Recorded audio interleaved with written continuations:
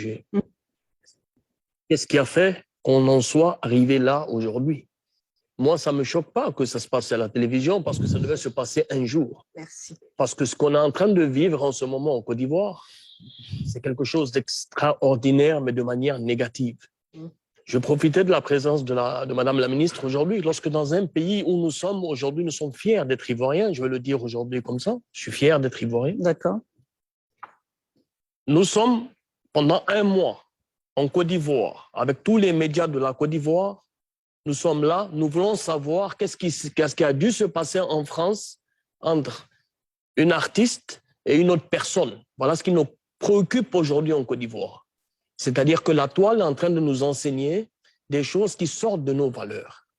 Aujourd'hui, pendant un mois, toute la toile et tout le monde est préoccupé pour savoir quelle sera l'issue de la décision du tribunal, allant à faire des t-shirts et aller se mettre sur la route pour venir manifester contre quelque chose qui ne rentre même pas dans nos valeurs. Aujourd'hui, voilà où nous en sommes arrivés, parce qu'il y a un laisser-aller. Et ce laisser-aller, il commence par cette toile, parce que cette toile, elle augmente, elle met du volume dans certaines choses et elle tue certaines choses. Et Madame la ministre, je parle au nom de mon ONG, qui est quand même assez large et j'ai beaucoup de personnes qui me suivent. Madame la ministre, je pense qu'à un moment donné, il faut nettoyer cette toile.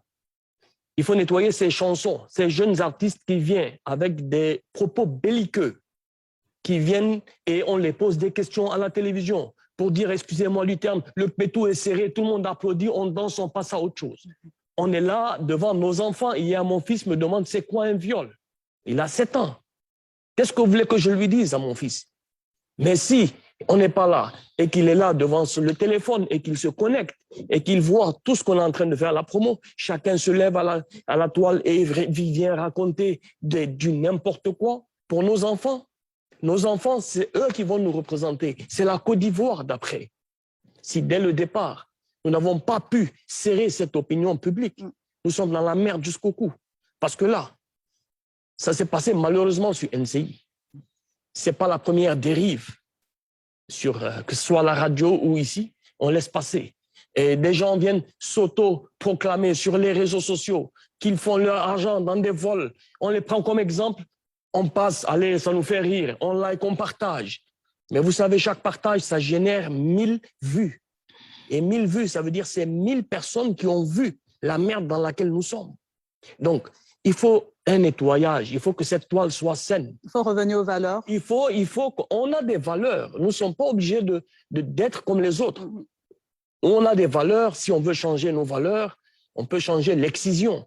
On peut changer ces sujets qui n'honorent pas nos cultures et nos valeurs. Mais on peut prendre les bonnes choses de l'Occident, de l'extérieur et les ajouter pour faire un cocktail uniforme pour le bien-être de tout le monde. Mais on ne peut pas s'accaparer des modes inutiles, des modes futiles. Aujourd'hui, 2 personnes du même sexe qui s'embrassent dans les lieux publics en Côte d'Ivoire, les gens ne sont pas choqués. Moi, ça me choque. Je ne peux pas être hypocrite avec moi-même. Ça me choque. Mon fils est avec moi, il me dit, papa, c'est quoi? J'ai envie de pleurer. Ça me choque. On a bien compris votre point, votre réaction à Sanayek. J'aimerais donner la parole à M. Konguep, notamment en ce qui concerne la prise en charge des victimes, parce que nous savons que vous êtes au quotidien, souvent au contact avec ces victimes.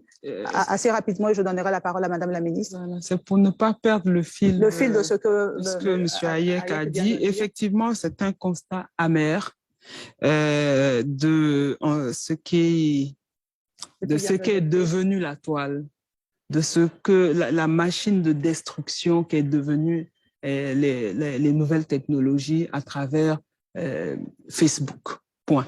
C'est dramatique. Les réseaux sociaux. Voilà, tous les réseaux sociaux. Alors, moi, je pense que l'État de Côte d'Ivoire, si vous vous rappelez, et c'est à ça qu'il faut vraiment travailler maintenant, sur le capital humain. Et le travail sur le capital humain demande un engagement des uns et des autres. Moi, je peux vous dire que sur le territoire, nous, on est arrivé, gouvernement ivoirien, ministère de la Femme, à engager dans des zones très, très difficiles, comme Toumoudi, vous savez ce qui s'est passé dernièrement, tous les leaders communautaires, religieux, pour que nous puissions revoir vraiment notre façon de penser, notre façon de vivre, la façon d'éduquer nos enfants. Parce qu'aujourd'hui, avec ces réseaux-là, écoute, les enfants, ils ont 5 ans, ils ont 6 ans, ils ont tous un téléphone intelligent et ils ont accès à tout. Est-ce qu'il ne faut pas revoir carrément le système éducatif?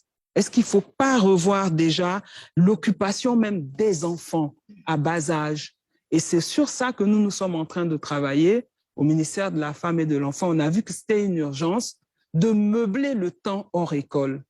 Quand vous trouvez 2 personnes du même sexe en train de s'embrasser, des jeunes, ou enfin, jeunes avec elle ou il, mais c'est parce que je voudrais dire qu'à la base, il y a quelque chose qui a manqué, il y a un réseau qui s'est coupé au niveau de la cellule familiale.